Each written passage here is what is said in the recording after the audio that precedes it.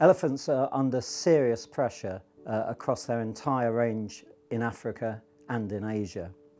And increasingly, the global community has recognised that if we're going to give elephants a secure future, we have to stop the poaching of these animals for their tusks in order to supply ivory into markets, illegal markets in the Far East and across the world.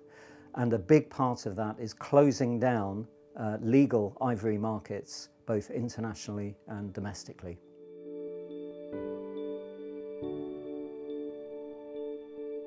In May of this year, the United Kingdom government introduced its Ivory Bill to Parliament, and the Ivory Bill will ban the trade in most items, ivory items, both within, to and from the United Kingdom.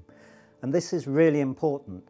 The United States banned ivory trade in 2016, and China, the largest market, followed suit towards the end of 2017. This left the UK as the world's largest global exporter of legal ivory, so action by the UK government was clearly needed.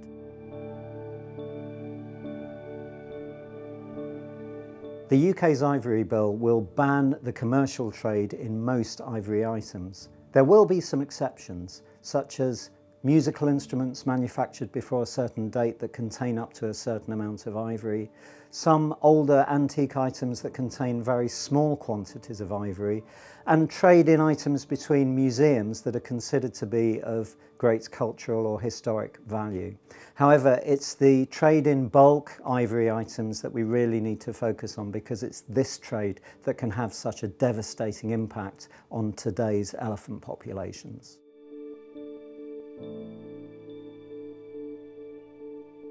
The remaining elephants across Africa and Asia face a multitude of threats, which include loss of their habitat, the disruption of their migration routes, and increasing conflict with people as people move into areas previously and traditionally occupied by elephants and other wildlife. But the poaching of elephants to supply the illegal trade in ivory is a huge part of the problem.